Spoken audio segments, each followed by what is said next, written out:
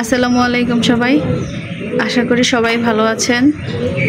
তো প্রতিদিনের মতো আজকে আমি কি রান্না করতে যাচ্ছি সব কিছুই আজকে আপনাদের সাথে এই ভিডিওর মাধ্যমে শেয়ার করব। তো আজকে কি রান্না করব দেখতে হলে সাথেই থাকুন। তো আজকে রান্না করব এই মুরগি দুইটা, 4টা মুরগি আনছিল, তো আর 2টা এর আগে রান্না করে খাওয়া হয়েছে। তো আজকে এই 2টা মুরগি রান্না করার জন্য নিয়ে নিব। মুরগিগুলো আমার বাছা শেষ, এখন আমি এগুলারে সুন্দর করে আগুনে সেক দিয়ে নিব, তারপরে কুটে ধুয়ে রান্না করব। তো বন্ধুরা সবাই আমাদের সাথেই থাকুন আর দেখতে থাকুন। মুরগির সাথে দেওয়ার জন্য জিরাটাও বাইটা নিছি।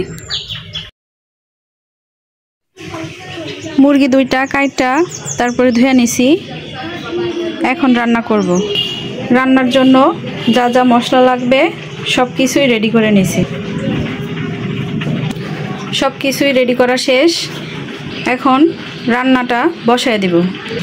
মশলাগুলা ভাজা ভাজা করার জন্য প্রথমে আমি দিয়ে দিব তেল।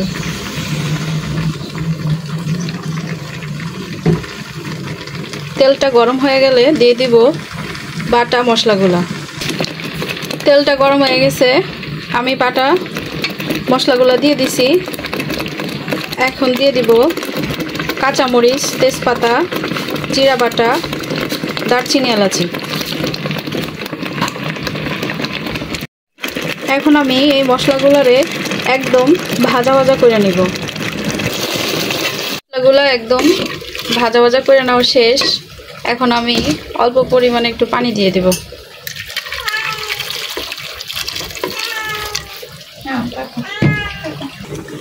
এখন আমি দিয়ে দিতেছি পরিমাণ মতো লবণ।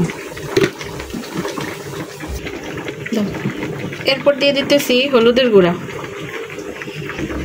এরপর দিয়ে দিতেছি মরিচের গুঁড়া।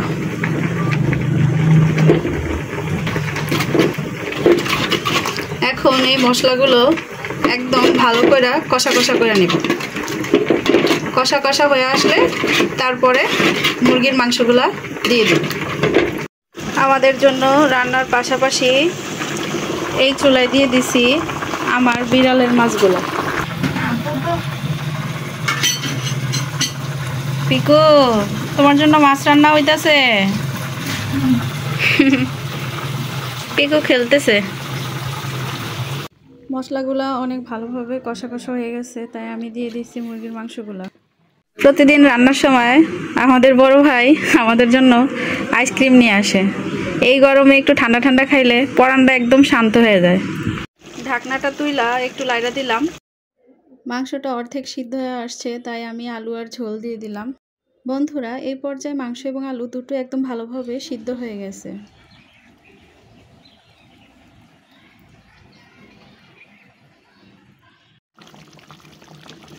ফাইনালি বন্ধুরা আমার দেশি মুরগি দিয়ে আলু রান্না শেষ। অনেক ভালো হয়েছে, কালারটা অনেক সুন্দর।